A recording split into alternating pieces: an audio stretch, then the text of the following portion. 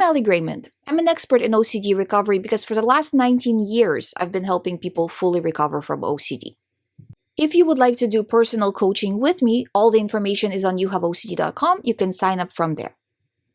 First of all, you need to understand that what makes a thought intrusive is your reaction to it. If we put 10 people in one room and say, hey, is this paragraph I'm telling you, is this intrusive to you? And one person will say yes, and one person will say no. So the reaction, how you interpret what comes in, is what makes it intrusive. The paragraph itself, or a feeling or an image that you got in your mind, that's just content. But how you interpret the content is what makes it intrusive. So going from that, let's talk about 5 things you can do. Number 1, being prepared. From the moment you wake up in the morning, you have to be prepared for the realness and the intensity at which these thoughts, feelings, images, sensations will come in. You know how real they feel because you had them yesterday and the day before that and the day before that. But it still somehow manages to surprise you. So if you are prepared and very much aware that, okay, today stuff is going to come in, it's going to feel very real. I'm aware of that. And when it does, I am making the choice right now, before even getting into the water, I'm making the choice right now to disregard, no matter how intensely real it feels, because I know it feels real and I don't care that it feels real. I'm still making the choice to view this as OCD if and when it comes in. So being prepared ahead of time really helps. So that's number 1. Number 2, stay busy. The worst thing you can do is stay in your little area, or your room, or your house, or not doing too much, not talking to anybody, not going out, not doing anything. That's where OCD wants you to be, in a corner. Because that's when the thoughts come in really strong. You have no other distraction and you're going to fall for it. You're going to start to do the behaviors, ruminate, do compulsions, whatever. So staying busy. And a lot of the times clients will say, well, is distraction a form of avoidance? Distraction can be a form of avoidance if you are distracting as a way of running away from the thoughts. Like, oh my God, I can't have this thought. I got to do something because I'm afraid of it coming in. The purpose is not to show that you're afraid. The purpose is to show that you have better things to do. So I'm staying busy because I'm done with this nonsense and I have better things to do. And I'm going to focus my attention on that. So it's a position of power, not a position of fear. I hope you understand that. Number 3, cut off all online research. If you have to block yourself from online, whatever it takes, give password to somebody else in your family, whatever it takes, stop going online. Stop seeking reassurance. It is it's keeping you stuck. And as you know, the consequences, right? That for me, what helped me stop going online 20 years ago, at the dawn of online, was the more I was seeking reassurance, the more intense I was actually feeling. So instead of getting better, I was getting worse. And I see this all the time. When people slip and they go online, they had one question, now they have 20 more. Even if they solve that one original question, 20 more will come up.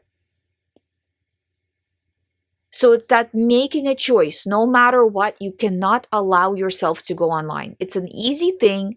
I mean, it's difficult in the moment, but if you make that choice, it's a choice that you can block yourself and you won't deal with 20 more questions each time you do this. And I mean, you know what I'm saying is true because you've done it. Number 4 is tracking. Why do I talk about tracking so much? It's the same idea where you're thinking about, let's say, your budget. You calculate your budget. It helps you stay on track. Without the budget, you would just spend. If you don't think about calories, you tend to eat more than if you do think about calories. And not that we need to, but if that's our goal, it will work better if you do think about it, right?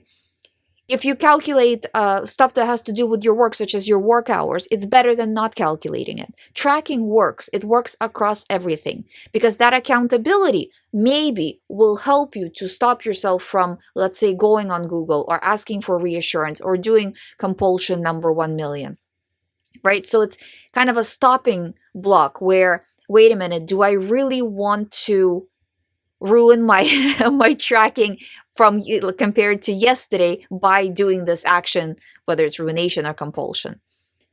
So it keeps you on the right path. And the last thing is treating all thoughts that come in that want a reaction from you and that feel scary to you in one way or another, right? Sometimes people will say with OCD thoughts, well, I don't feel scared of them anymore, or they don't give me anxiety anymore. But them not giving you anxiety is giving you anxiety, or them not being scary is what's scary to you. So it's still scary, just in a different way. So whenever, I'm going to say broadly, you dislike, no, because people say, well, I don't feel like I dislike it.